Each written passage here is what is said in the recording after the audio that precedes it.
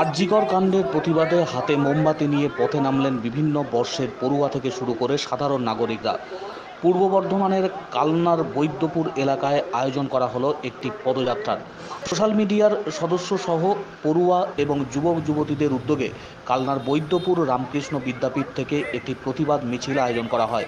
আরজিকরে যে নৃশংস বর্বরোচিত ঘটনা ঘটেছে, সেই ঘটনার সঙ্গে যে বা যারা যুক্ত তাদের অবিলম্বে চিহ্নিত করে কঠোর শাস্তি দিতে হবে, এই দাবি নিয়ে এই মিছিলের আয়োজন করা হয়। বৈদ্যপুর রামকৃষ্ণ বিদ্যাপীঠ থেকে শুরু হয়ে বৈদ্যপুর বাজার হয়ে মিরহাট শিরিষতলা হয়ে রামকৃষ্ণ বিদ্যাপীঠ মাঠে এই প্রতিবাদ মিছিল শেষ হয়। প্রতিবাদ মিছিল থেকে যুবক যুবতীরা অবিলম্বে দোষীদের চিহ্নিত করে কঠোর শাস্তির দাবিতে সরব হন। বৈদ্যপুর বাসস্ট্যান্ডে প্রায় 20 মিনিট ধরে কালনা গুড়াপ 11 নম্বর রাস্তা অবরোধ করে মানববন্ধন কর্মসূচিতে সামিল হন সকলে। নারকীয় যে হত্যাকাণ্ডের ঘটনা ঘটেছে আরজিকর মেডিকেল কলেজ হাসপাতালে, যে ঘটনা নিয়ে উত্তাল গোটা রাজ্য, সেই প্রতিবাদে সামিল কালনার বৈদ্যপুর এলাকার যুবক যুবতী সহ পড়ুয়ারা।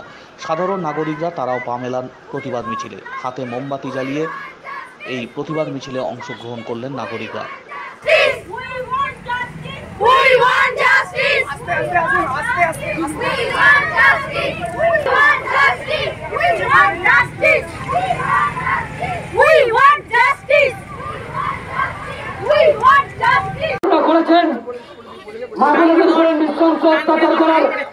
আমাদের এলাকার মা বোনেরা স্কুল কলেজ প্রাইভেট ইউনিভার্সিটি বিয়ে বাড়ি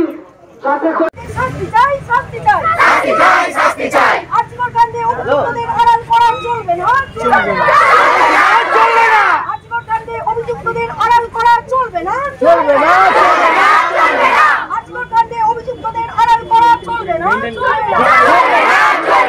রাতে রাস্তায় মেয়েরা নিরাপদ নয় কেন? প্রশাসন জবাব দাও।